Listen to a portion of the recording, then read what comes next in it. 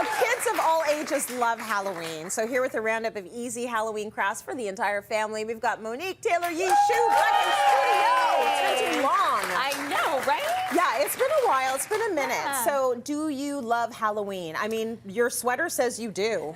Okay, I'll be honest. I'm not really here for the tricks, but Right. I am here for the treats. Right here, girl. yes, Put yes, it right yes. here. And it's my birthday time too, so it's yes. again more treats the better. More treats the better. That's right. Okay, so let's get into these DIYs. What do you want to do first? All right, so we're gonna go ahead and start with this spider web wreath contraption that we have going on here. Okay, so like this is the, Yes. that's the big. That is the big version. And the beauty yes. of this, you can go big or you can go small. So we're gonna, just for the sake of real estate, we're gonna go with the embroidery ring. You got it. So I got this embroidery ring.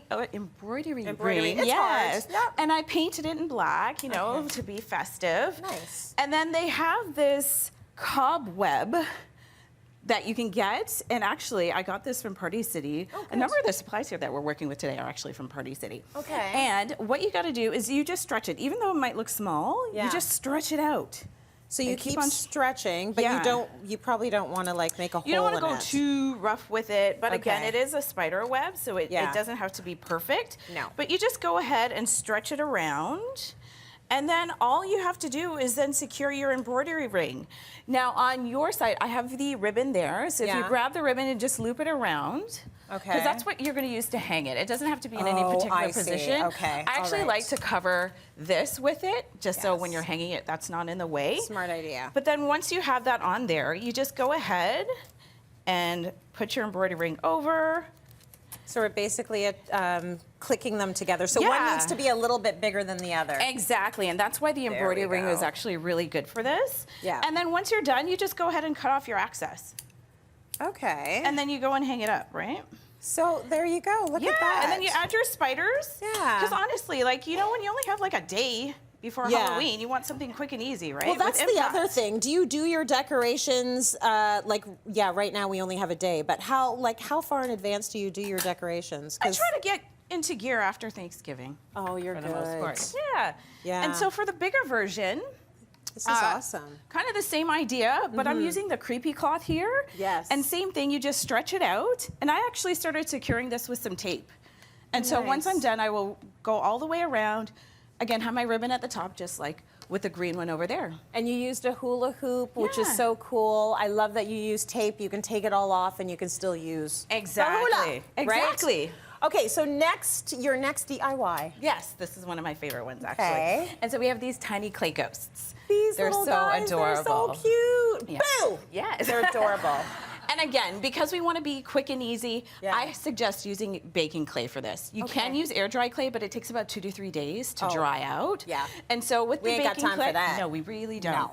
So with the baking clay, it usually comes in a block. So what I suggest is that you kind of play with it, warm it up a little Warm it. bit, and then you can kind of form it into like this disc shape, because then that will help with you rolling it out, okay? Okay. So before we start rolling it out, we want to actually go ahead and make our mold. Okay. So this is why I have foil here. So this is probably about 15 inches. I haven't measured it exactly. But you want something long because you want to make your mold tall. So for example, I have this ghost pre-made here, the beginning stages. So you see how you have that space? It's going to be a stand for Exactly. your ghost, so it's got to be kind of Exactly. Yeah, tall. So you just take a styrofoam ball, you put it in the middle of your foil, and then, oops, popped out there. Can you pass me that other ball and I'll just show Yeah. them what that looks like while you're. Oh, Here. thank you. And I have my own stand. Yes. So she put one of these in the aluminum foil. Yeah. And that will be where the head rests. Yes. Right. And it doesn't have to be neat or anything like that. You really just scrunch it. The key is that you want to make sure also that it's like a little stand so it could stand on its own. Yes. For when you bake, that you don't have to worry about it toppling over, right? So just like Perfect. this. Yeah. Okay?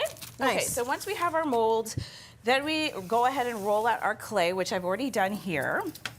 And so because you're going to be draping your clay over your mold, you don't want it to be too thin because then it will start to crack. Right. So I actually use these kebab skewers as Okay. guides.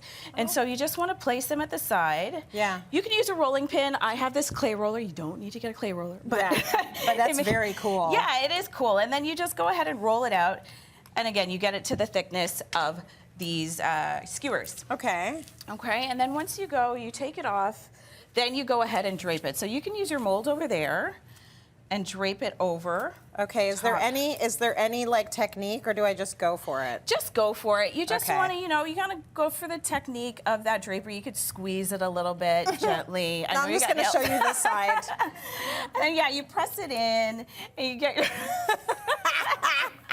I know it's a little bit harder with nails, Yeah. but once you get it like that, Go, ghost, cooperate. I was probably mean to the ghost in a previous life.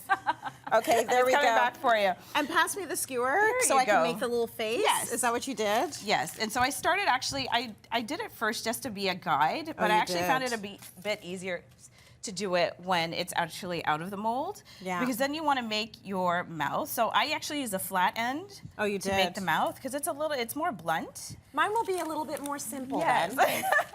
See, And then look at there my you have the guy. mouth, and then you could use a pointy end to do the eyes because they're a bit smaller.